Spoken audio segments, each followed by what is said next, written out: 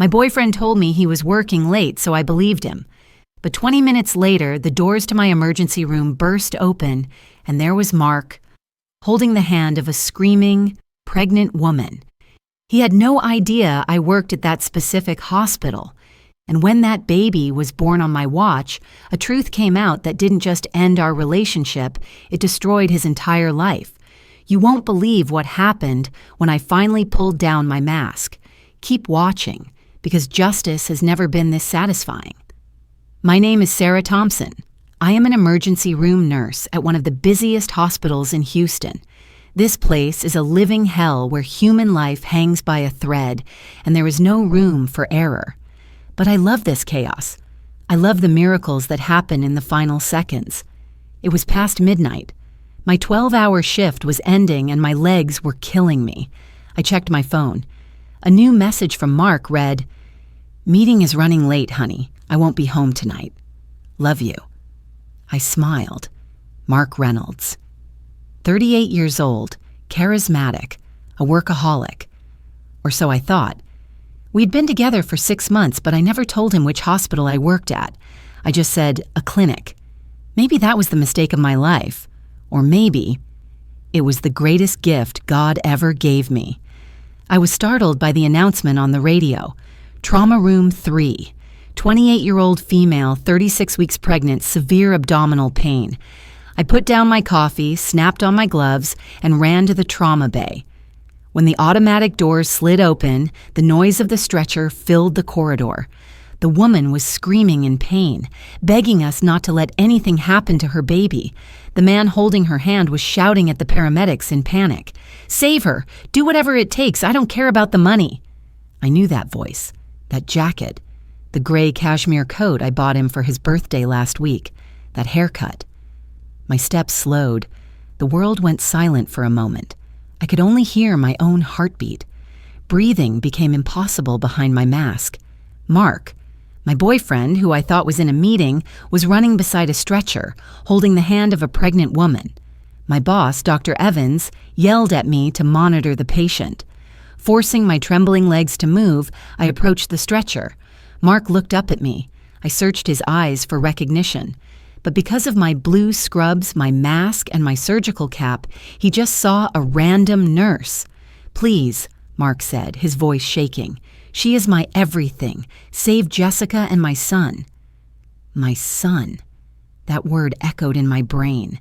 This woman, Jessica Martin, was pregnant with my boyfriend's child, and I was tasked with saving the mistress and the illegitimate child of the man I thought was the love of my life. Tears started to well up in my eyes, but I couldn't stop. I had to be professional, at least for now. Dr. Evans put the ultrasound on her belly and his face fell. He said the heartbeat was fading and we might need an emergency C-section. Mark turned to me, looking deep into my eyes, begging, "Nurse, please do something." I took a deep breath. I slowly pulled my mask down to my chin. "Don't worry, Mark," I said in a voice cold as ice. "I will do my absolute best." The look on Mark's face. I will never forget that moment as long as I live. His face went pale. He stumbled as if his knees had given out. He stammered my name, asking what I was doing there, but I didn't have time to answer because the monitor started making a high-pitched sound. We were losing the pulse. Code blue. In that moment, amidst the chaos staring at Mark's shocked face, I felt a strange power. Tonight, the fake world Mark built on lies was about to be destroyed. But first, I had to save that baby, because the secret hidden in that baby's blood was the real bomb that would bring Mark's end. Dr. Evans barked orders while the trauma room exploded into controlled chaos. Jessica's screams pierced through the sterile air as her body convulsed on the stretcher. The fetal heart rate was dropping dangerously low and every second counted. Mark stood frozen against the wall, his face a mask of pure terror and confusion, unable to process that his carefully constructed double life had just collided in the most catastrophic way possible. "Sarah, I need you focused," Dr. Evans snapped at me, pulling me back into the moment. He was right. Whatever personal hell I was experiencing had to wait. A woman's life and her unborn child hung in the balance, and despite everything, I had taken an oath. I wasn't going to let my emotions kill an innocent baby, even if that baby represented the destruction of everything I thought I knew about my life. I pushed my feelings down into a dark corner of my soul and became the nurse I was trained to be. My hands moved with practiced precision as I inserted the IV line, adjusted the monitors, and prepared Jessica for emergency surgery. Her eyes locked onto mine, desperate and pleading, completely unaware that the woman trying to save her life was the girlfriend of the man whose hand she was squeezing. "Mark!"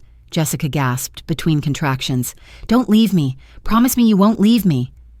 Mark's voice cracked as he promised her everything would be okay, that he would never leave her side. The irony was so thick I could taste it. This was the same man who texted me, "I love you," just an hour ago. The same man who made love to me 3 nights ago, whispering promises about our future together. Now he was making the same promises to another woman who was carrying his child. Dr. Evans made the call for an emergency cesarean section. We had maybe 10 minutes before we lost them both. The surgical team rushed in, and suddenly the room transformed into a well-choreographed ballet of medical intervention. I had assisted in hundreds of emergency C-sections, but this one felt different. Every movement felt like I was walking through water. Every breath burned in my lungs. "Mark, you need to leave the room now," Dr. Evans said firmly. "We're taking her to surgery." Mark looked at me one more time, his eyes begging for something, maybe forgiveness, maybe understanding, maybe just for me to not exist in this moment. But I gave him nothing. My face was stone. He stumbled out of the trauma bay, and I watched him go, wondering how many other lies were hiding beneath the surface of our relationship. As we wheeled Jessica into the operating room, she grabbed my hand with surprising strength. "Please," she whispered, tears streaming down her face. "I know this is your job, but please, save my baby. Mark and I tried for so long. This baby is a miracle. We thought we couldn't have children." My blood ran cold. Tried for so long? A miracle? That meant their relationship wasn't some quick affair. This had been going on for a while, maybe years, maybe even before he met me. The nausea that hit me was so strong I almost had to excuse myself, but I swallowed it down and squeezed her hand. "I promise you," I said, and I meant it, "I will do everything in my power to bring your baby safely into this world." The surgery began. Dr. Evans was one of the best surgeons I had ever worked with, his hands steady and sure. I assisted, passing instruments, monitoring vital signs, keeping Jessica stable as he made the incision. The room was silent except for the beeping of monitors and the quiet instructions from Dr. Evans. This was the eye of the storm, the calm before everything changed forever. Then I heard it. The most beautiful and heartbreaking sound in the world, a baby's cry. Strong, healthy, angry at being pulled from the warmth of the womb into the harsh lights of the operating room. Dr. Evans lifted the tiny, wriggling body, covered in vernix and blood, and announced with satisfaction that it was a healthy baby boy. 7 pounds, 3 ounces, the attending nurse called out. "Apgar score 9. He's perfect." Perfect. That word hung in the air. This perfect little human being was the living, breathing proof of Mark's betrayal. As I helped clean the baby and prepare him for his first moments with his mother, I looked down at his tiny face. He had Mark's nose, that distinctive shape I had traced with my fingers so many times, but his eyes, when they briefly opened, were different. Lighter, almost gray. Jessica was crying with joy and relief as we placed the baby on her chest for skin-to-skin contact. "My son," she sobbed. "My beautiful son. Where's Mark? I need Mark to see him." The nurse called Mark back into the recovery room. I stayed in the corner, documenting everything with mechanical efficiency, trying to become invisible. When Mark walked in and saw his son for the first time, his face transformed. Pure love. Pure joy, pure wonder. It was the most genuine emotion I had ever seen from him, and it shattered something inside me. He had never looked at me that way, not once. "He's perfect, Jess," Mark whispered, kissing her forehead, touching the baby's tiny hand with his finger. "You did it. You gave me a son." "We did it," Jessica corrected him softly. "After 3 years of trying, after all the doctors said it would never happen, after all the treatments that failed, our miracle is here. Mark, we're finally a family." 3 years. The words hit me like a physical blow. Mark and I had been together for 6 months, but he had been with Jessica for at least 3 years, which meant I wasn't the girlfriend. I was the other woman. I was the affair, the side piece, the fool who believed every lie that came out of his beautiful mouth. Dr. Evans checked Jessica's vitals one more time and declared the surgery a complete success. "You'll need to stay for observation, but both you and your son are doing wonderfully," he said with a warm smile. Then he turned to Mark. "Congratulations, Father, you have a healthy boy." Mark's eyes found mine across the room. The guilt, the fear, the pleading were all there, but so was something else, defiance, as if he was already preparing his defense, already constructing the narrative that would somehow make this all my fault for not understanding, for being too demanding, for not being enough. I couldn't stay in that room another second. I mumbled something about checking on other patients and practically ran out of the recovery area. My legs carried me to the staff bathroom, where I locked myself in a stall and finally let myself feel everything I had been holding back. The tears came hard and fast, silent sobs that shook my entire body. I pressed my hand against my mouth to keep from screaming. How had I been so blind? All those late meetings, those business trips, those nights when he couldn't see me because he was too tired. It was all Jessica. He had been building a life with her while I was just a temporary distraction. The humiliation was crushing, but underneath it was a rage so fierce it scared me. I wanted to march back into that room and tell Jessica everything. I wanted to destroy the perfect little family moment that was built on lies. But I didn't. Because as much as I hated Mark in that moment, Jessica didn't deserve to have her joy ripped away just minutes after giving birth. She was a victim in this too, just like me. Neither of us had known the whole truth. When I finally composed myself enough to return to work, I found one of my colleagues, Linda, waiting for me outside the bathroom. Linda was 55, had been a nurse for 30 years, and had seen everything. One look at my face, and she pulled me into an empty consultation room. "Talk to me, Sarah," she said gently. "What just happened in there?" And so I told her everything. About Mark, about the lies, about walking into that trauma bay and seeing my entire life revealed as a fiction. Linda listened without interrupting, her face growing darker with every word. When I finished, she was quiet for a long moment. "That baby," Linda finally said slowly. "Did you notice anything unusual about him?" I frowned. "What do you mean?" "His coloring, his features. Sarah, I've been delivering babies for 3 decades, and something about that child doesn't add up. Mark is dark-haired, olive-skinned. Jessica is a brunette with medium complexion. But that baby? He's pale. And did you see his hair? It was almost red under the lights." I hadn't noticed, too caught up in my own pain. "Genetics can be unpredictable," I said, but doubt was already creeping in. "Can be," Linda agreed. "Or, Sarah, what if there's more to this story? What if Mark isn't the only one with secrets?" Linda's words planted a seed in my mind that I couldn't shake. What if Mark wasn't the only one with secrets? What if Jessica had her own hidden truth? But I pushed the thought away because I had 4 more hours left on my shift, and I couldn't afford to fall apart. I was a professional, and there were other patients who needed me. I couldn't let Mark's betrayal turn me into someone who abandoned her duties. The rest of the night crawled by in a haze of routine procedures and mindless tasks. Every time I passed the recovery wing where Jessica and her baby were resting, my stomach twisted. Mark had left around 3 in the morning, probably to go home and create some elaborate cover story, or maybe to figure out how to explain his way out of this nightmare. Part of me wondered if he would even try to contact me, or if he would just disappear like the coward he was proving to be. At 6 in the morning, my shift finally ended. I changed out of my scrubs in the locker room, moving like a zombie. My phone had 17 missed calls from Mark and 23 text messages that I refused to read.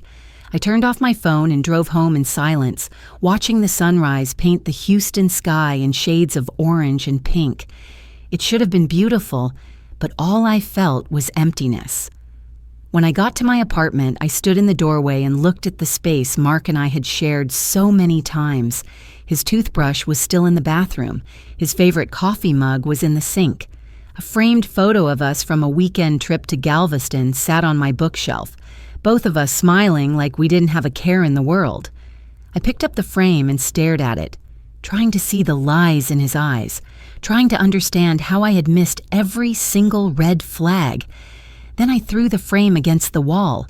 The glass shattered, and the sound was so satisfying that I grabbed the coffee mug next, then his toothbrush, then every single thing in my apartment that reminded me of him. By the time I was done, my living room looked like a war zone, and I was breathing hard, my hands shaking. But I felt alive. I felt powerful. The victim mentality was starting to crack, and underneath it was something stronger, something that refused to be broken. I cleaned up the mess, took a long shower, and fell into bed.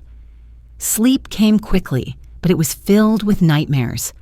I dreamed of Mark holding Jessica's hand, of the baby with the strange light eyes, of walking through hospital corridors that never ended. When I woke up 6 hours later, my phone was buzzing nonstop. I had turned it back on out of habit, and now Mark was calling again. Against my better judgment, I answered. "What do you want, Mark?" His voice was frantic, desperate. "Sarah, please let me explain. It's not what you think. Jessica and we're complicated, but you're the one I love. You're the one I want to be with. This whole thing with the baby, it was a mistake. Something that happened before I met you, and now I'm trapped. Please, you have to understand." I laughed, and the sound was bitter. "A mistake that happened before you met me? Mark, she's been pregnant for 9 months. We've been together for 6. That means you've been lying to me from the very beginning. That means every time you told me you loved me, you were going home to her.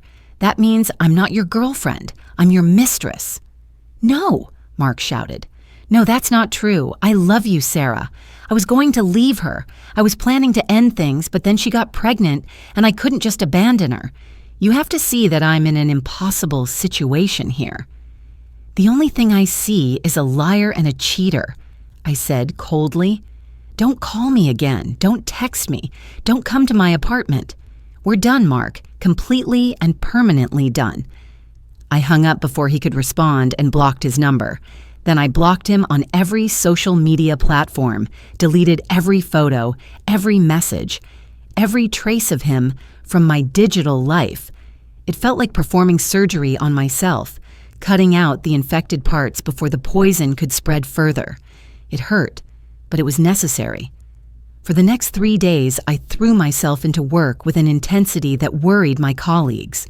I took every extra shift available, volunteered for the worst cases, stayed late, came in early, anything to avoid thinking about Mark and Jessica and that baby. But on the 4th day, something happened that changed everything. I was restocking supplies in the pediatric wing when I heard raised voices coming from one of the recovery rooms, Jessica's room. I shouldn't have stopped, should have kept walking, but something made me pause outside the door. Through the small window, I could see Mark and Jessica arguing. Jessica was holding the baby, tears streaming down her face, while Mark paced back and forth like a caged animal. "You need to tell me the truth right now, Jessica," Mark was saying, his voice tight with barely controlled rage. "That baby doesn't look anything like me. Nothing. And people are starting to ask questions. My mother took one look at him and said he looks like a stranger. So I'm asking you one more time. Is he mine? Jessica's face crumbled.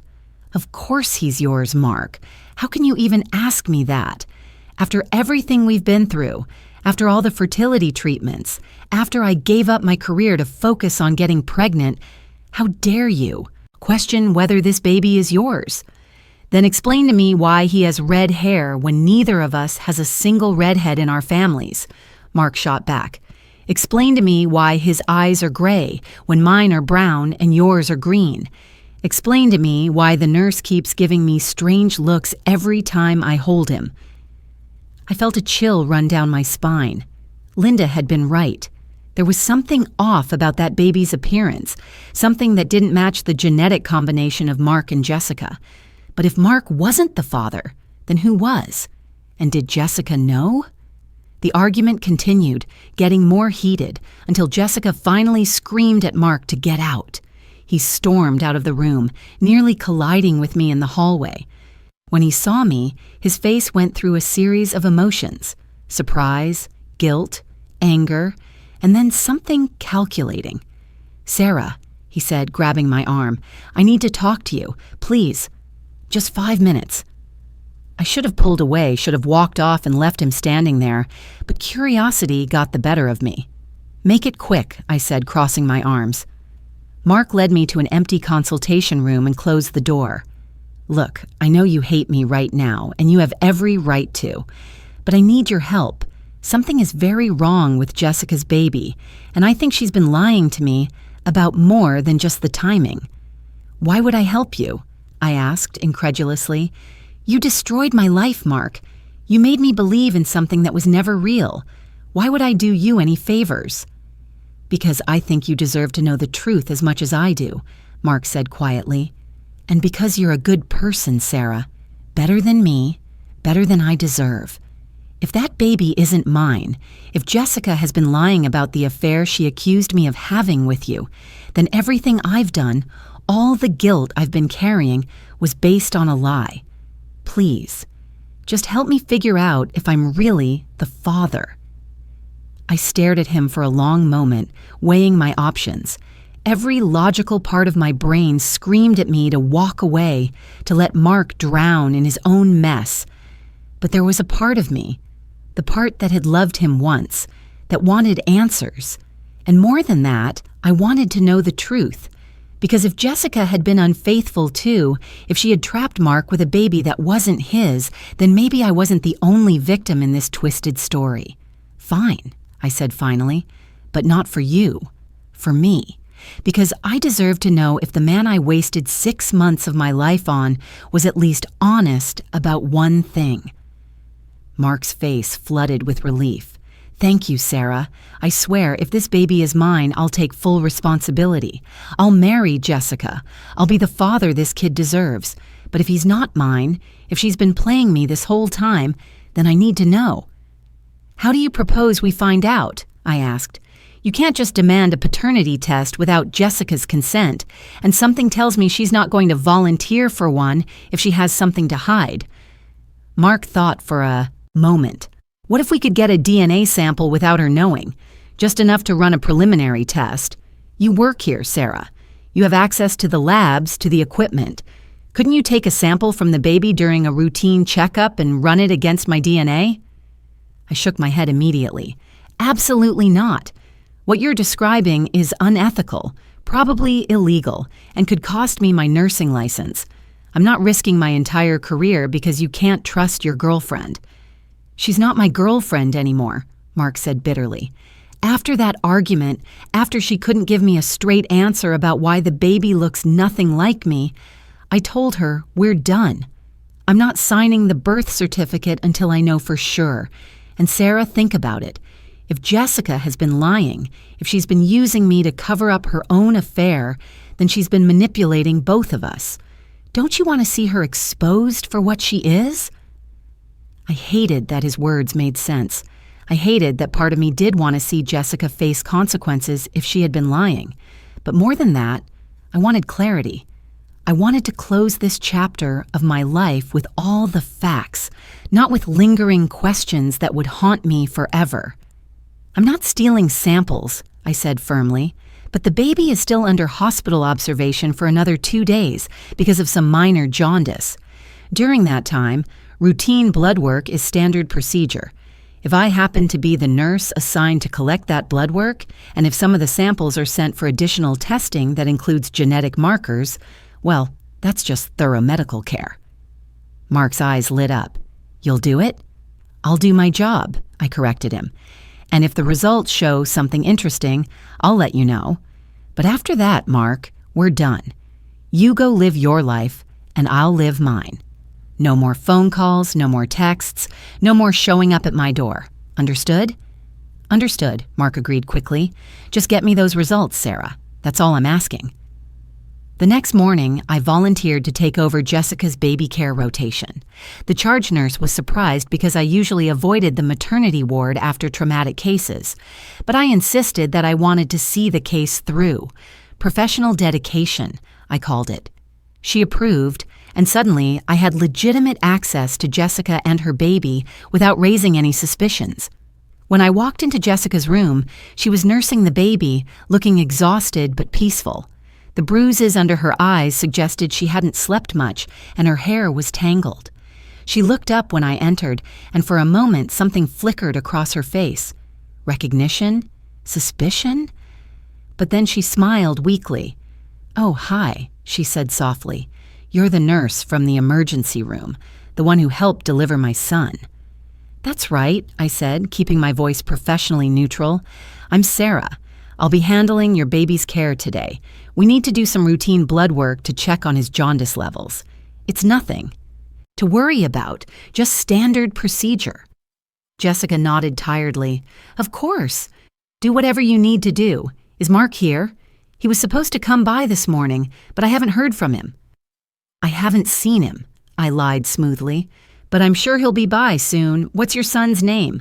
I don't think it's been officially registered yet." "Ethan," Jessica said, looking down at the baby with such pure love that I almost felt guilty for what I was about to do. Almost.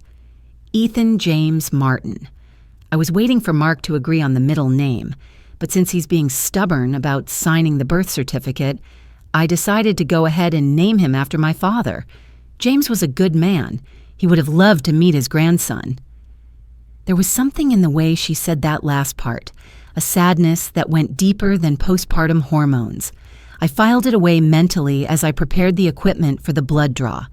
The baby, Ethan, was sleeping peacefully, completely unaware that his entire existence was about to be called into question.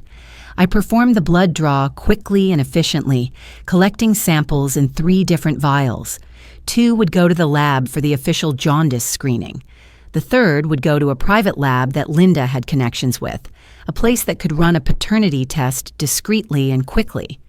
I had also convinced Mark to come by later and give a DNA sample under the pretense of updating the father's medical history for the baby's records.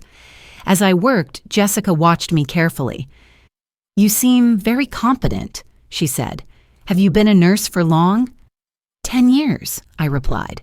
"Started right out of nursing school and never looked back. This hospital has been my home away from home." "That's dedication," Jessica murmured. "I used to be dedicated to my career, too. I was an architect, designing commercial buildings. But then Mark and I decided to focus on starting a family, and I gave it all up. 3 years of trying, 3 years of failed treatments, 3 years of my life on hold, and now that Ethan is finally here, Mark is acting like I've somehow wronged him." I paused in my work. "What do you mean?" Jessica's eyes filled with tears. "He thinks Ethan isn't his. He actually accused me of cheating on him, of lying about the baby's paternity. Can you believe that? After everything I sacrificed, after I put my entire life on hold to give him the child he claimed he wanted so desperately, he has the nerve to question whether this baby is his." The irony was so thick I could barely breathe.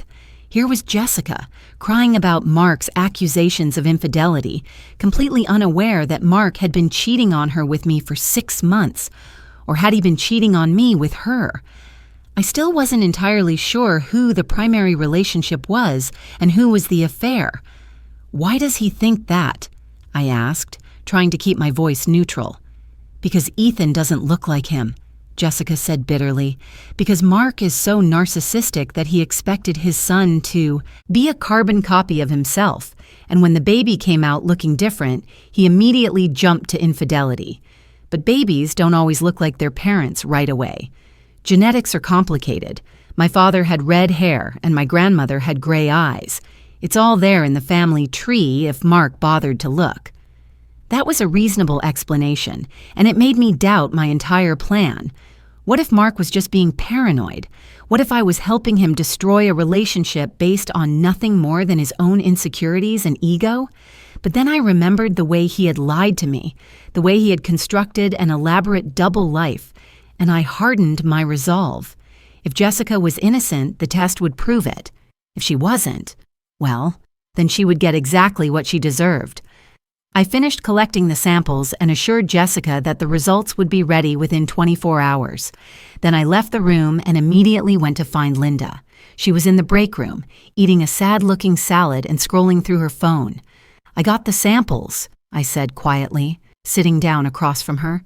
"Can your contact at the private lab run this quickly? Mark is going to give his DNA sample this afternoon." Linda nodded. "My friend owes me about a dozen favors. She can have preliminary results by tomorrow morning if we mark it as urgent. But Sarah, are you absolutely sure you want to do this? Once you know the truth, you can't unknow it. And if it turns out that Mark is the father, you'll have helped him for nothing." "I need to know," I said firmly. "I need to close this chapter of my life with all the facts. And if Jessica has been lying, if she's been manipulating Mark the same way he manipulated me, then she needs to face the consequences." "And if she's innocent?" Linda pressed. "If the baby is Mark's and you've just violated medical ethics for a man who doesn't deserve your loyalty?" I didn't have a good answer for that. All I knew was that the not knowing was eating me alive, and I needed resolution. So I gave Linda the sample, and she promised to have it sent to her contact within the hour. Then I went back to work, trying to push the whole situation out of my mind. That afternoon, Mark showed up at the hospital as planned. He looked terrible, like he hadn't slept in days. His clothes were wrinkled, his hair uncombed, and there was a desperate edge to his eyes that I had never seen before. I took him to a private examination room and collected a cheek swab for the DNA sample. "How long until we know?" Mark asked anxiously. 24 hours, I told him. Maybe less. And Mark, you need to prepare yourself for any outcome. If the baby is yours, you need to step up and be the father you promised Jessica you would be. And if he's not, you need to handle it like an adult, not like a vengeful child. "I know," Mark said quietly. "And Sarah, I know I don't deserve to ask this, but thank you for helping me. For not just walking away. You're a better person than I ever was." I didn't respond to that. What could I say? That he was right? That I was already regretting my decision to help him? Instead, I just finished collecting the sample and sent him on his way. Then I went home and tried to sleep, knowing that tomorrow would bring answers that would change everything. The next morning, my phone rang at 7 o'clock. It was Linda. Her voice was strange, a mixture of excitement and disbelief. "Sarah, you need to get to the hospital right now. The results are in and you're not going to believe this. Actually, nobody is going to believe this." I drove to the hospital in record time, my heart pounding. Linda met me in the parking lot, her face flushed with the kind of excitement that comes from discovering a truly unbelievable secret. She handed me a manila envelope with the lab results inside. "Read it," she urged, "but maybe sit down first." I opened the envelope with shaking hands and pulled out the paternity test results. The words swam in front of my eyes as I tried to process what I was reading. According to the DNA analysis, Mark Reynolds was definitively, conclusively, absolutely not the biological father of Ethan James Martin. The probability of paternity was 0%. There was no genetic relationship whatsoever between Mark and the baby Jessica had claimed was his miracle son. But that wasn't the truly shocking part. The lab had also run an additional analysis looking at genetic markers and hereditary traits. And according to those results, baby Ethan's DNA contained markers that were consistent with a very specific genetic profile. Markers that suggested his biological father was of Northern European descent, specifically with genetic traits common in Irish and Scottish populations. The red hair, the pale skin, the gray eyes, they all made sense now. Jessica definitely had an affair, I said slowly, still trying to process the enormity of what I was holding. But with who? And does she even know that Mark isn't the father? Linda's eyes were gleaming with the thrill of the mystery. That's the question, isn't it? Either Jessica knowingly trapped Mark with another man's baby, which makes her a sociopath, or she genuinely doesn't know, which means she was sleeping with at least 2 men during her fertile window and has no idea which one actually got her pregnant. I thought back to Jessica's tears, her genuine confusion about why Mark was doubting the baby's paternity, her insistence that the genetics came from her family tree. I think she doesn't know, I said slowly. I think she honestly believes Mark is the father, which means whoever the real father is, he's still out there, completely unaware that he has a son. So what are you going to do? Linda asked. You have the proof Mark wanted. Are you going to give it to him? I stared at the papers in my hands, thinking about all the lives that would be destroyed when this truth came out. Mark would be devastated, but vindicated. Jessica would lose everything, her relationship, her security, her vision of the future she had built in her mind. And baby Ethan, innocent in all of this, would grow up knowing he was the product of an affair that destroyed multiple lives. But the truth was the truth, and people deserved to know it, no matter how painful it was. I had spent 6 months living in a lie that Mark had constructed, and it had nearly broken me. I wasn't going to let Jessica continue living in her own lie, and I wasn't going to let Mark continue being manipulated. They both needed to face reality, no matter how ugly it was. I'm going to tell them both, I decided, together. They need to hear this at the same time, and they need to figure out how to move forward. But first, I need to do something else. I need to figure out who the real father is. Linda raised an eyebrow. And how exactly do you plan to do that? It's not like Jessica is going to volunteer a list of everyone she slept with. No, I agreed. But she might have left clues without realizing it. Social media posts, text messages, calendar entries. People always leave digital footprints, especially when they're having an affair. They can't help themselves. They need to document the excitement, the secrecy, the forbidden nature of it all. I know this was veering into territory that was definitely not part of my job description, but I had come this far. I had already crossed professional lines by running the paternity test. What was a little more investigating? Besides, if I was going to blow up Jessica's life with the truth, I wanted to make sure I had all the facts, not just part of the story. That evening, I did something I never thought I would do. I became a stalker, a digital detective, a woman obsessed with uncovering the truth. I started with Jessica's social media profiles, which were surprisingly public for someone who should have been protecting her privacy. Her Instagram was full of carefully curated photos showing her perfect life with Mark. Romantic dinners, weekend getaways, couple photos with captions about finding her soulmate. But as I scrolled back through the timeline, going back 3 years to when Jessica claimed they had started trying for a baby, I noticed something interesting. There were gaps in the posts, long stretches of time, sometimes weeks, when Jessica didn't post any photos with Mark at all. Instead, there were pictures of her at work events, at architecture conferences, at gallery openings. And in many of those photos, there was a man in the background, the same man appearing again and again, always just slightly out of focus, always positioned close to Jessica, but not quite touching her. I zoomed in on one of the clearer photos. The man was tall, well-built, with distinctly red hair and pale skin. He was handsome in a rugged way, with the kind of smile that suggested he knew secrets. In one photo, from about 18 months ago, his hand was on the small of Jessica's. Back as they stood at what looked like a charity gala, In another, from about 10 months ago, they were sitting at a bar together, their heads close as if sharing an intimate conversation. My heart started racing. This was him. This had to be the biological father of baby Ethan. The timing lined up, the physical characteristics matched, and the way Jessica's body language shifted in photos with this man versus photos with Mark told an entire story of its own. With Mark, she looked comfortable, secure, almost bored. With this mystery man, she looked alive, excited, like she was standing on the edge of something dangerous and thrilling. I spent the next hour trying to identify the man.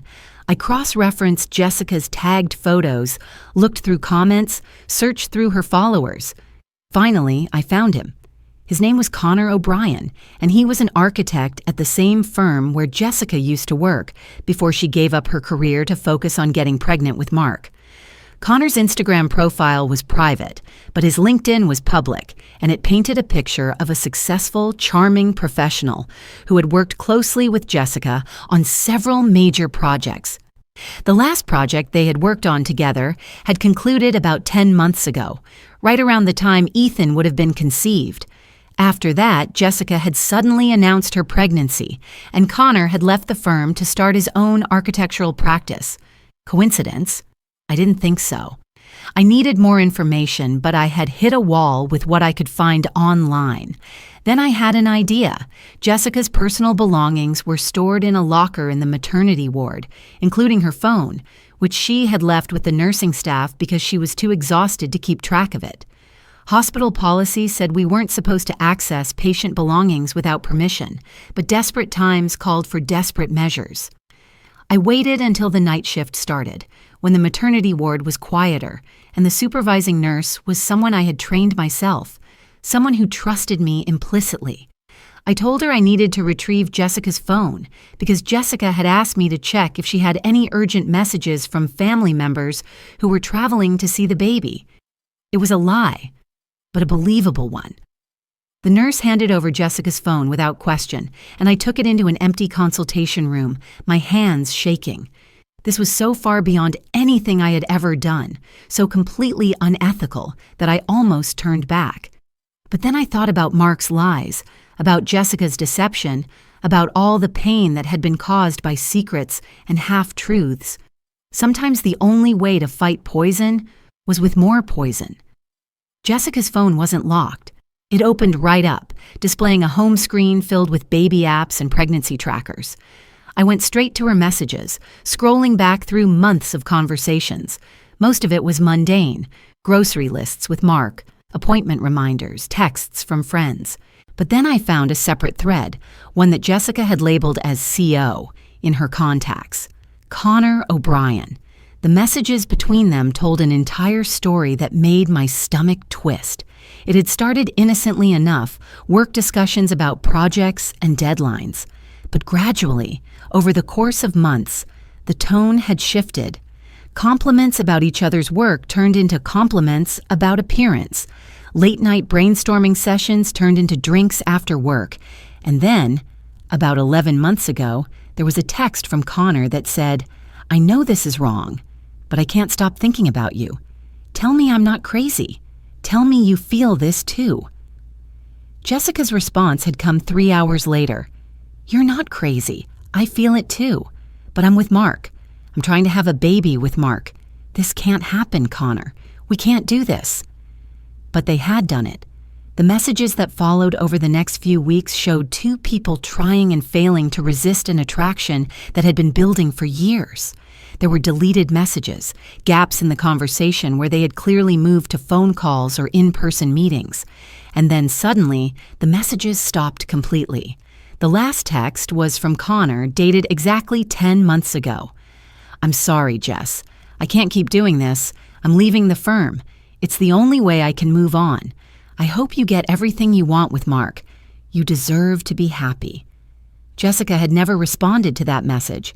2 weeks later, she had texted Mark, "I have news. We need to talk tonight. It's good news. Finally, good news." I sat there staring at the phone, piecing together what must have happened. Jessica and Connor had an affair, a brief, passionate mistake that Jessica had immediately regretted. She had probably slept with both Connor and Mark during the same time frame, not realizing she was playing reproductive roulette. When she found out she was pregnant, she had naturally assumed Mark was the father because that was what she wanted to believe. That was what would make her life make sense. And Connor? He had no idea. He had walked away from the affair believing it was over, believing Jessica would go on to have a happy life with Mark. He didn't know that he had left behind more than just a broken, professional relationship. He had left behind a son. I took photos of the relevant text messages with my own phone, then carefully deleted any trace of my access from Jessica's device. I returned the phone to the nursing station, claiming that Jessica's family had confirmed they would be arriving the next day. Then I went home, my mind spinning with possibilities. The question now was what to do with this information. I had what Mark wanted, proof that he wasn't Ethan's father. But I also had something more valuable, the identity of the man who was. And that changed everything. Because if I told Mark about Connor, he would immediately want to track the man down, to confront him, to create even more chaos. And Connor might not even believe it. He might think it was a scam, an attempt to trap him into child support payments for a child that wasn't his.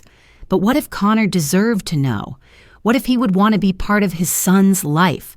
What if keeping this secret from him was just as wrong as the secrets that had been kept from me? I spent the whole night wrestling with these questions, unable to sleep. By morning, I had made a decision. I would tell Mark the truth about the paternity test, but I wouldn't tell him about Connor, not yet. First, I would contact Connor myself and feel out the situation. If he seemed like a decent person who would want to know about his son, then I would reveal everything. But if he seemed like someone who would make the situation worse, someone who would hurt Jessica or reject the baby, then I would keep his identity to myself. It was not my place to play God with these people's lives, but someone had to make a decision, and clearly none of the adults involved were capable of doing it themselves. So it would be me. I would be the one to decide how this story ended. The next morning, I called Mark and told him I had the paternity test results. His voice was tight with anxiety when he answered. "And?" he demanded. "Is he mine?" "We need to talk in person," I said.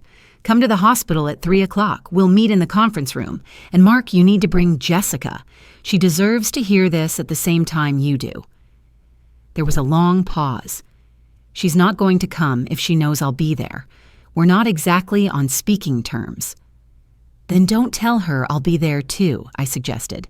"Tell her a nurse needs to discuss some important test results about Ethan. She'll come for her baby's sake." Mark agreed, and I spent the rest of my shift preparing for what was about to be the most difficult conversation of my life. I was about to destroy whatever was left of two people's relationship, reveal truths that would shatter their understanding of their own lives, and potentially set in motion events that would affect an innocent baby's future. The weight of that responsibility was crushing. At 3 o'clock, Jessica arrived first, looking nervous and exhausted. She had dark circles under her eyes, and her hair was pulled back in a messy ponytail. When she saw me sitting at the conference room table, she smiled uncertainly. "Hi, Sarah," she said. "You said you needed to talk to me about Ethan's test results. Is something wrong with his jaundice levels?" "Please sit down," I said gently. "We're waiting for one more person." Jessica's face fell as soon as Mark walked through the door. "What is this?" she demanded, standing up. "I'm not doing this. I'm not sitting through another one of Mark's paranoid accusations." "Jessica, please," I said firmly. "I have information that both of you need to hear. Information about Ethan's paternity that will resolve all the questions and arguments. 5 minutes. That's all I'm asking. 5 minutes of your time, and then you'll have the truth." Something in my tone must have convinced her because she slowly sat back down, her arms crossed defensively. Mark sat across from her, his jaw tight, his hands clenched into fists. They didn't look at each other. They barely looked like they could stand to be in the same room. I took a deep breath and placed the paternity test results on the table between them. I had a DNA test run on Ethan, comparing his genetic markers to Mark's. The results are conclusive. Mark, you are not Ethan's biological father. There is zero probability of paternity. Jessica, your son was fathered by someone else. The silence that followed my announcement was deafening. Jessica's face went through a rapid succession of emotions: confusion, disbelief, horror, and finally, a bone-deep terror that made her look like she might pass out. Mark, on the other hand, looked vindicated but also strangely devastated, as if having his suspicions confirmed somehow made the betrayal worse rather than better. "That's impossible," Jessica whispered, her voice barely audible. "That's completely impossible. I would never. Mark is the only man I've been with in years. There must be a mistake with the test. You need to run it again." "There's no mistake," I said quietly, sliding the detailed lab results across the table toward her. "The DNA analysis is conclusive. I used a certified lab, followed proper protocols. These results would hold up in any court of law. Ethan is not Mark's biological son." Jessica snatched up the papers with trembling hands, her eyes scanning the technical language as if she could find some loophole, some error that would make this all go away. But there was nothing. The science was irrefutable. Tears started streaming down her face as the reality sank in. "I don't understand," she sobbed. "How is this possible? I was faithful to Mark. I never cheated. Her voice trailed off, and I saw the moment when a memory surfaced, when something clicked in her mind. Her face went pale, and she pressed her hand to her mouth. Oh my God, no!"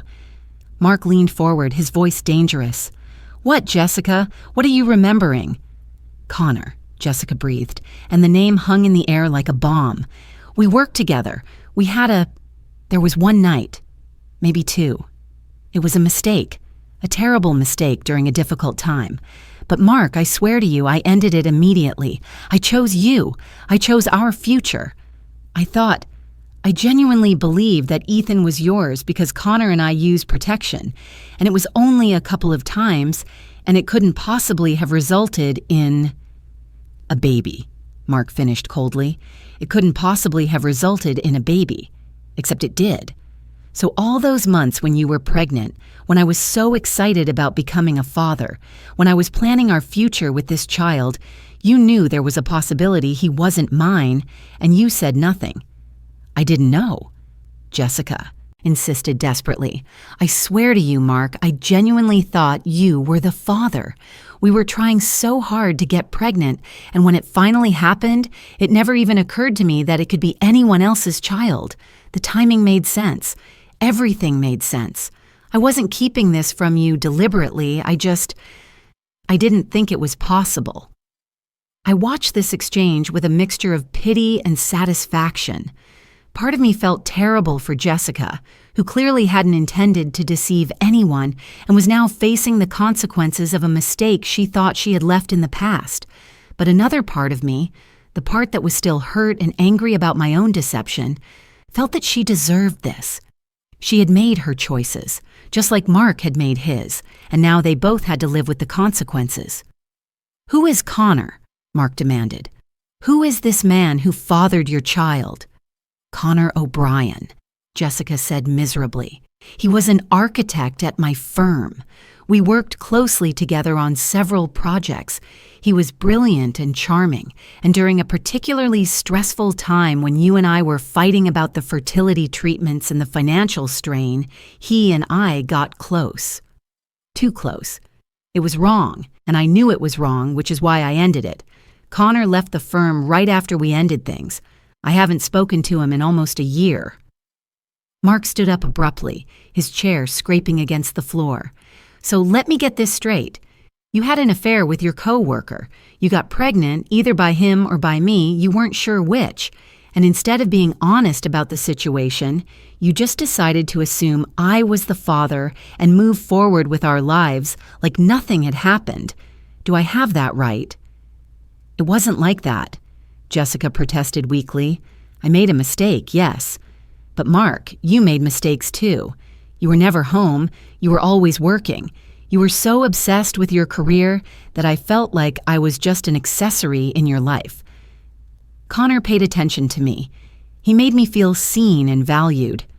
I'm not saying what I did was right, but I was lonely and vulnerable and so you cheated, Mark interrupted. Just like I cheated on you with Sarah. We're both liars and cheaters, Jessica. We deserve each other. Except now we have an innocent baby caught in the middle of this mess. A baby who isn't even mine. Jessica looked at me then, really looked at me, and I saw the moment when she connected the dots. Sarah, she said slowly, you're the woman Mark was seeing. You're the affair he was having while I was pregnant. That's why you were so cold to me in the hospital. That's why you agreed to run this paternity test. You wanted revenge on both of us. I met her gaze steadily. I wanted the truth, I corrected. I wanted to stop living in a world built on lies. Yes, Mark and I were together. Yes, he lied to me about you, told me he was single, made me believe I was his girlfriend when really I was just his mistress. And yes, when I found out about you and the baby, I was devastated. But this paternity test wasn't about revenge, Jessica. It was about giving Mark the answers he deserved and giving you a wake-up call about your own deceptions. You had no right, Jessica said, but there was no real anger in her voice. She was too broken, too defeated to muster righteous indignation. You had no right to interfere in our lives like this. Neither of you had the right to build your relationship on lies, I shot back. But here we are. So the question now is, what are you going to do about it? Are you going to tell Connor he has a son? Or are you going to keep that secret too? Jessica buried her face in her hands. I can't tell Connor. He's moved on with his life. He probably doesn't even remember me. How am I supposed to call him out of the blue and tell him he's a father? The same way any decent person would, I said, with honesty and directness. That man has a right to know he has a child, Jessica. Just like I had a right to know that Mark was lying to me, and Mark had a right to know that Ethan wasn't his son. Everyone deserves the truth, no matter how painful it is. Mark, who had been pacing near the window, suddenly stopped and turned to face us. I'll tell him, he said. Give me Connor's contact information, and I'll tell him myself. Jessica clearly isn't capable of being honest about anything, so I'll do it. He deserves to know, and more than that, Ethan deserves to have his real father in his life instead of a man who was tricked into parenting him. You can't just show up in Connor's life and drop this bomb on him, Jessica protested. This needs to be handled delicately. Connor is a good man. He doesn't deserve to be blindsided like this. And I didn't deserve to be lied to for 9 months, Mark countered. But that didn't stop you. Face it, Jessica. You've lost control of this situation. The truth is out now, and there's no putting it back in the box. Connor is going to find out about Ethan one way or another. The only question is whether you're going to be the one to tell him or whether I am. I pulled out my phone and opened the photos I had taken of Connor O'Brien's social media profiles. His information is here, I said, showing them the screen. His business address, his email, even his personal phone number if you know where to look. But before either of you contacts him, you need to think carefully about what you're going to say.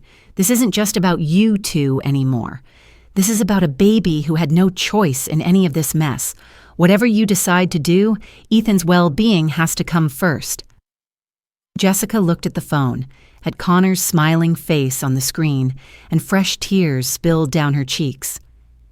He's going to hate me, she whispered. When he finds out what happened, when he realizes I got pregnant after our affair and never told him, he's going to think I'm the worst person in the world. Maybe you are, Mark said brutally.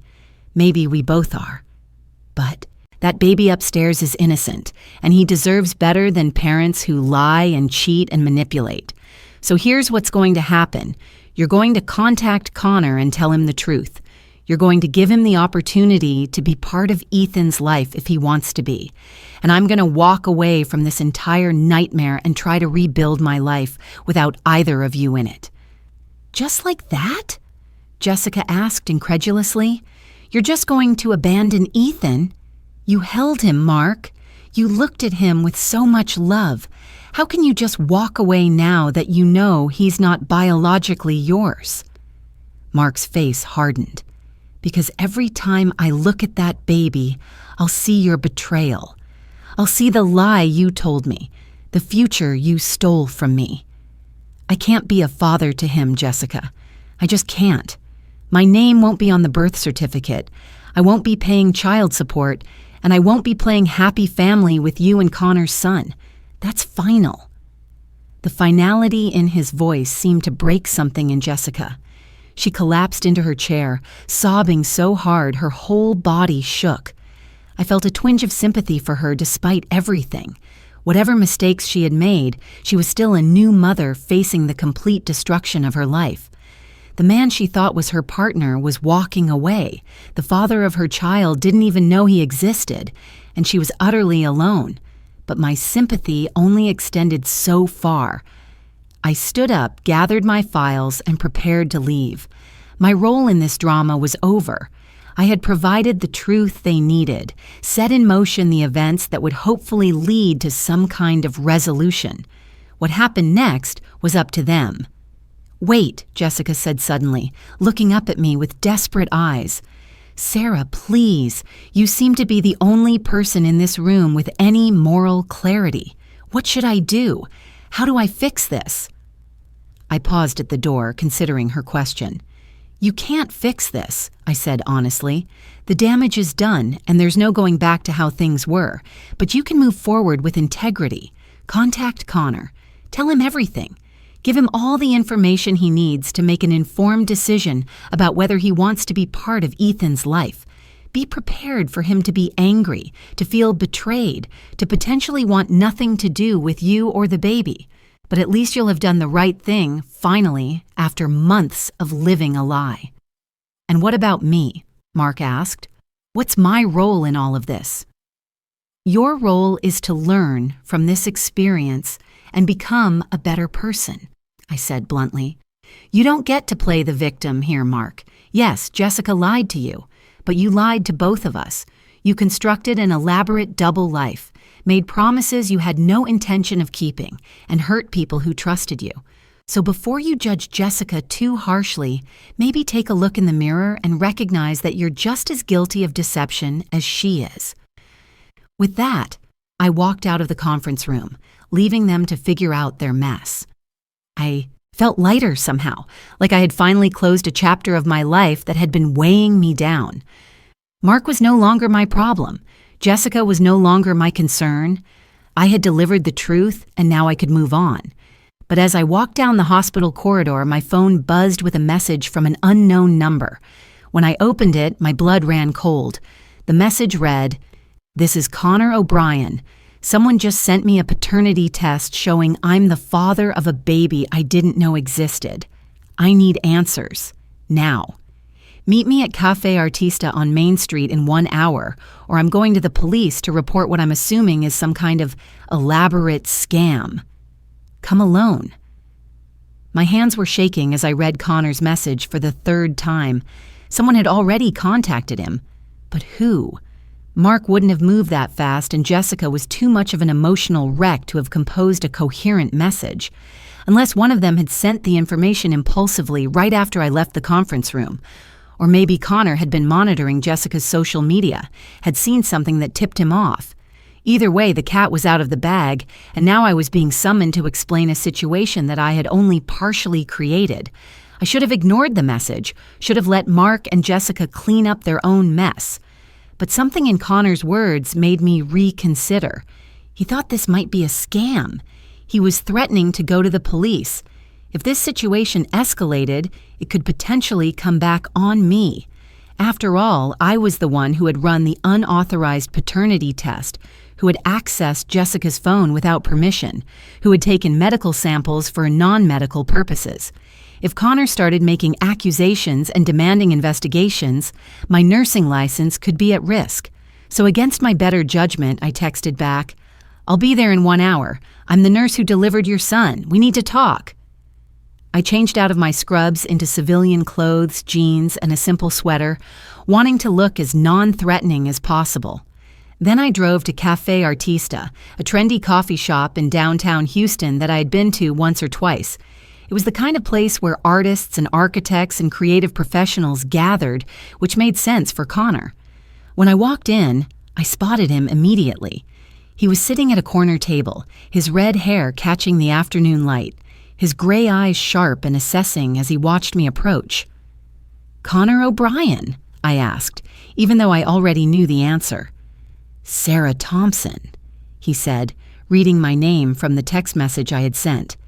"Sit down and start explaining why I just received a document claiming I fathered a child with a woman I haven't spoken to in almost a year." I sat across from him, ordering my thoughts carefully. Connor was clearly intelligent, direct, and not in the mood for games. If I tried to sugarcoat the situation or dance around the facts, he would see through it immediately. So I decided to be as honest as possible, laying out the whole sordid story from beginning to end. I told him about Mark and Jessica's relationship, about the pregnancy that Jessica believed was Mark's, about Mark's affair with me, and how I had discovered it when they came to my emergency room. I explained the paternity test, the results, and the confrontation that had just taken place. Through it all, Connor listened without interrupting, his expression growing darker with each revelation. When I finished, he sat back in his chair and ran his hand through his hair. "Let me make sure I understand this correctly," he said slowly. "Jessica got pregnant after our affair. She assumed the baby was Mark's because that fit her narrative better. Mark suspected otherwise and somehow convinced you to run an unauthorized paternity test. The test proved he wasn't the father, and by process of elimination, I am. And now you're here to what? Convince me to step up and play daddy to a child I didn't know existed?" "I'm here to give you all the facts," I corrected. "What you do with those facts is entirely up to you. You could walk away right now, pretend you never got that message, and go on with your life. Jessica would probably be too ashamed to pursue you for child support. Mark has already made it clear he's not going to be involved. That baby could grow up never knowing his real father." "Or," Connor prompted, "or you could decide that this child deserves to have his biological father in his life," I continued. "You could meet Ethan, see if there's any connection, and decide whether you want to be part of his future. I'm not saying you owe Jessica anything after the way she handled this situation, but the baby is innocent in all of this." Connor was quiet for a long moment, staring into his coffee cup as if it held answers. Finally, he looked up at me with those piercing gray eyes. "Tell me honestly, as someone who has seen all three of us at our worst, do you think I should walk away?" The question caught me off guard. I had expected anger, denial, maybe accusations. I hadn't expected Connor to ask for my opinion on something so deeply personal, but looking at him, seeing the genuine confusion and pain in his eyes, I realized he was just as lost as everyone else in this situation. He was facing a life-altering decision with almost no time to process it. "I think," I said carefully, "that you should meet your son before you make any permanent decisions. I think you should see Ethan, hold him, look into his eyes, and see if you feel any connection. If you do, if there's any part of you that wants to be his father, then you should fight for that relationship regardless of how messy the circumstances are. But if you look at him and feel nothing, if you know in your heart that you can't move past the deception and the betrayal, then walking away might be the kindest thing you could do. Kids know when they're not wanted. They can sense it, even as babies. Ethan deserves better than a father who's there out of obligation." Connor nodded slowly. "That's fair. That's actually the most sensible thing anyone has said to me in the past hour. Okay, I'll meet him. But I'm not making any promises beyond that. And I need you to be there when I do. You're the only neutral party in this entire mess, the only person who doesn't have a stake in manipulating me one way or another." "I'm hardly neutral," I pointed out. "I'm the scorned girlfriend who helped expose the whole thing." "But you're not trying to trap me into child support or convince me to play happy family with Jessica," Connor countered. "You're just giving me information and letting me decide. That's more than I can say for anyone else involved. So please, Sarah, come with me to meet Ethan. Be there as a buffer between me and Jessica. After that, I'll owe you one, and you can walk away from this nightmare for good." I should have said no. I should have told Connor that I had done more than enough, that my involvement ended with delivering the truth. But there was something about him, something genuine and vulnerable, that made me agree. Maybe it was because he reminded me of myself a few days ago, blindsided by revelations that turned his entire world upside down. Maybe it was because I wanted to see how this story ended, needed closure on the chaos I had helped create. "Fine," I agreed. "I'll come with you. But we're doing this today, right now, before I change my mind. And Connor, I need you to promise me something. Whatever you decide about Ethan, you'll handle it like an adult. No drama, no public confrontations, no making this harder on that baby than it already is. Can you promise me that?" "I promise," Connor said, and I believed him. There was a steadiness to him, a maturity that I hadn't seen in either Mark or Jessica. Maybe it was because he hadn't been directly involved in the deception, hadn't been corrupted by months of lies and manipulation, or maybe he was just a better person than the rest of us.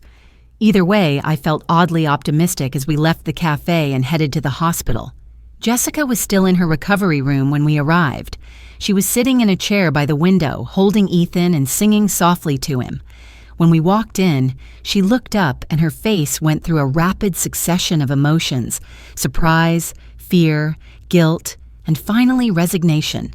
She had known this moment was coming, had probably been dreading it since the paternity results came back. "Connor," she breathed, standing up carefully with the baby in her arms. "I can explain. I was going to call you, I swear. I just needed time to figure out how to tell you." "Don't," Connor said quietly, holding up his hand. "Whatever explanation you're about to give me, I don't want to hear it right now. Right now, I just want to meet my son. If he is my son. After that, we can talk about everything else."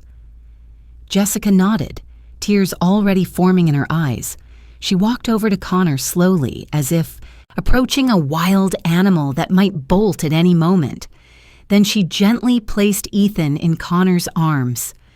I watched Connor's face as he looked down at the baby for the first time, and I saw the exact moment when everything changed. His expression softened, his eyes widened, and a small smile tugged at the corner of his mouth. "He has my eyes," Connor said wonderingly, "and my hair color. How did I not see this in the photos? How did everyone miss it?"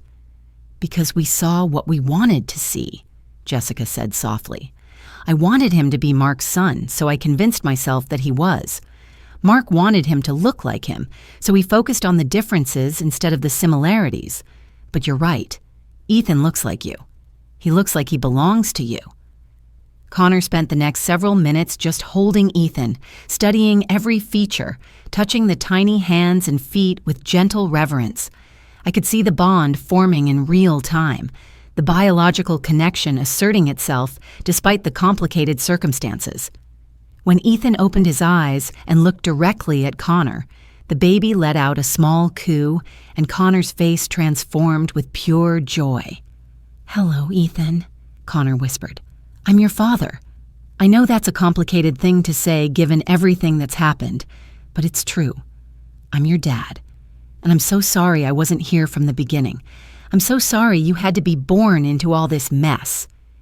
Jessica was crying openly now, but they weren't tears of sadness. They were tears of relief, of gratitude, of hope. "Connor, does this mean you want to be part of his life? You want to be his father?" Connor looked up at her, and his expression was serious, but not unkind. "Yes, I want to be his father. But Jessica, you and I have a lot to figure out. Co-parenting arrangements, custody schedules, how we're going to explain this situation to Ethan when he's old enough to understand. And we need to do it without Mark's drama, without any more lies or deception. Can we do that? Can we put Ethan first and be adults about this?" "Yes," Jessica said emphatically. "Yes, I can do that. Connor, I know I handled everything wrong. I should have told you about the affair the moment I found out I was pregnant. I should have given you the chance to be here from the start. But I was scared and confused, and I made terrible decisions. I'm so sorry. For all of it." Connor nodded, accepting her apology but not absolving her completely. "We'll work through it," he said simply. "For Ethan's sake, we'll figure it out. But right now, I just want to hold my son and try to process the fact that I'm a father." I stood there watching this moment unfold, and I felt something shift inside me. This was what redemption looked like. Not perfect, not clean, but honest. Connor and Jessica would never have a fairy tale ending, would never be a traditional couple raising their child together. But they could be good co-parents, could give Ethan a stable and loving environment despite the unconventional circumstances. And me? I was finally truly done with this story. I had played my part, delivered the truth that everyone needed, and witnessed the beginning of healing. Now it was time to walk away and focus on my own life, my own future, without Mark's shadow hanging over everything. 3 months later, I was sitting in my newly renovated apartment, sipping coffee and scrolling through my phone, when I came across a social media post that made me pause. It was from Connor's public Instagram account, a photo of him holding Ethan at what looked like a park. The baby had grown so much, his red hair more pronounced now, his gray eyes bright and alert. The caption read, "Being a father was never in my immediate plans, but this little guy has shown me that the best things in life are the ones you don't see coming. 3 months in, and I still can't believe how lucky I am. Thank you to everyone who has supported us during this transition." The comments were full of support and congratulations from friends and colleagues who clearly knew at least part of the story. But what struck me most was how genuinely happy Connor looked in the photo. There was no trace of resentment or obligation. He had fully embraced fatherhood, despite the complicated circumstances that had brought him to it. I kept scrolling and found another post from a few weeks earlier, this one showing Connor and Jessica at what appeared to be a co-parenting counseling session. The caption was simple, "Doing the work, for him, always for him." It wasn't romantic, it wasn't pretending they were a couple, but it was mature and responsible, and it gave me hope that Ethan would grow up in a healthier environment than the one he had been born into. As for Mark, I had heard through the hospital grapevine that he had left Houston entirely. One of my colleagues mentioned seeing him at a conference in Seattle, apparently starting fresh in a new city with a new job. He hadn't tried to contact me again after that day in the conference room. True to his character, when things got difficult, he had simply run away and started over somewhere else. Part of me hoped he had learned something from the experience, that he would treat his next relationship with more honesty and integrity. But realistically, I knew that people like Mark rarely changed without serious intervention or consequences. Jessica, according to Linda, who still kept tabs on interesting hospital cases, had moved in with her parents temporarily to get help with Ethan. She was slowly rebuilding her architectural career, taking on freelance projects that allowed her to work from home while still being present for her son. Her relationship with Connor was purely co-parenting, professional and cordial, but not romantic. The affair that had created Ethan was firmly in the past, and both of them seemed content to keep it there. My own life had taken some unexpected turns as well. The experience with Mark had taught me some hard lessons about trust, about recognizing red flags, about the importance of knowing someone fully before giving them your heart. I had started therapy to work through the betrayal and the complicated feelings of anger, humiliation, and eventually acceptance. My therapist helped me see that while I had been a victim of Mark's deception, I also had agency in how I moved forward. I could choose to let this experience make me bitter and closed off, or I could choose to learn from it and become stronger. I chose strength. I threw myself into my work with renewed passion, taking on leadership roles at the hospital and mentoring younger nurses who reminded me of my earlier self. I rediscovered hobbies I had neglected during my relationship with Mark: painting, hiking, volunteering at the animal shelter. I reconnected with friends I had drifted away from, rebuilt the social network that had shrunk when I had focused all my energy on a man who didn't deserve it. And slowly, carefully, I started dating again. Not seriously at first, just coffee dates and casual dinners with men I met through friends or dating apps. I was upfront about my recent history, about the fact that I was still healing from a painful betrayal. Some men were scared off by that honesty. Others appreciated it and respected my boundaries. I learned to trust my instincts again, to recognize when someone was being genuine and when they were just telling me what I wanted to hear. 6 months after the night everything exploded, I met someone who felt different. His name was David, and he was a paramedic who often brought patients to my emergency room. We had worked together dozens of times, but it wasn't until we ended up at the same hospital charity event that we actually had a real conversation. David was funny and kind, with a self-deprecating sense of humor that put me at ease. More importantly, he was honest to a fault, sometimes painfully so. When I told him about Mark and the whole complicated mess, David listened without judgment and then said something that surprised me. "You know what I admire most about that story? You didn't let it destroy you. You could have become bitter or given up on people entirely, but instead you chose to fight for the truth and then move forward. That takes real strength, Sarah." It was the first time someone had framed my experience as evidence of strength rather than evidence of foolishness. David didn't see me as damaged or broken. He saw me as resilient. And that perspective shift changed everything for me. We took things slow, David and I.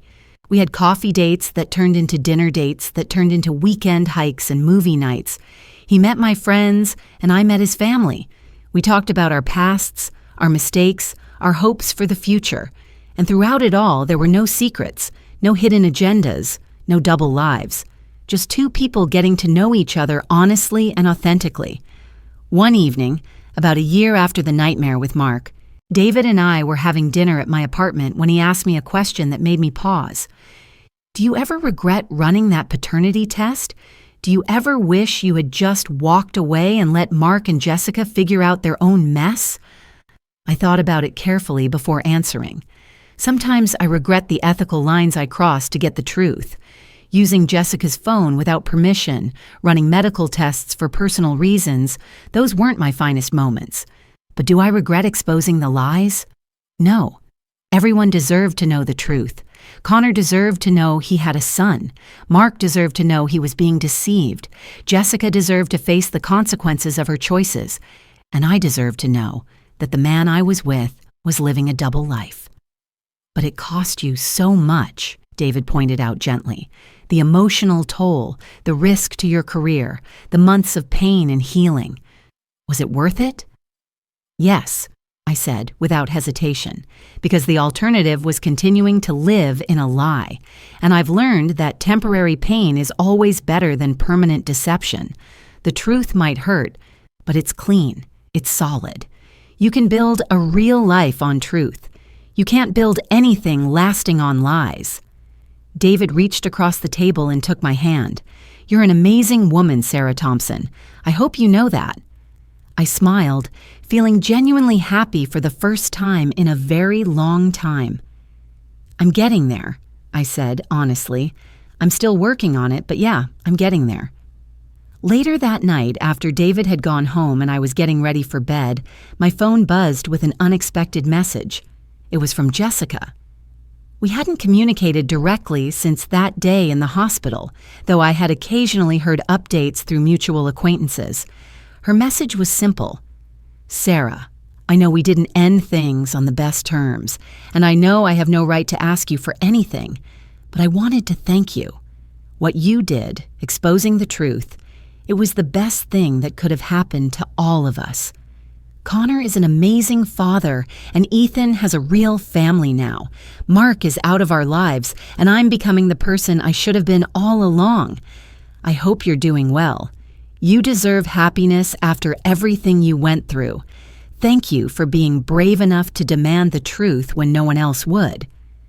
I stared at that message for a long time, feeling a complex mixture of emotions. There was still some residual anger toward Jessica, still some hurt that hadn't completely healed. But there was also forgiveness, or at least the beginning of it. Jessica had made mistakes, terrible mistakes, but she was trying to do better. She was facing her consequences and trying to build something positive from the wreckage. I typed back, "I'm glad things worked out for Ethan. He deserved better than the situation he was born into. Take care of yourself, Jessica, and take care of that little boy." It wasn't friendship, and it probably never would be, but it was closure, and that was enough. The following week, I had another unexpected encounter. I was grabbing coffee at a hospital cafe before my shift when I heard a familiar voice behind me. "Sarah? Sarah Thompson?" I turned around and found myself face to face with Mark. He looked different, older somehow, with new lines around his eyes and more gray in his hair. He was wearing a visitor's badge, which explained why he was in the hospital. We stood there for an awkward moment, neither quite sure what to say. "I'm in town visiting my mother," Mark finally explained. "She had a minor procedure, nothing serious. I didn't expect to run into you." "Houston is a big city, but not that big," I said neutrally. "How have you been?" "Better," Mark said, and he sounded like he meant it. "I'm in therapy, working through a lot of stuff. The whole situation with Jessica and Ethan, it was a wake-up call. I realized I had been living my entire life like it was a game, like other people's feelings didn't matter as long as I got what I wanted. I'm trying to be different now, trying to be better." "That's good," I said, and I meant it. As angry as I had been at Mark, as much as he had hurt me, I didn't want him to be miserable forever. I wanted him to learn and grow and become someone capable of honest relationships. "Sarah, I need to apologize to you," Mark continued, his voice earnest. "What I did to you, the way I lied and manipulated you, it was unforgivable.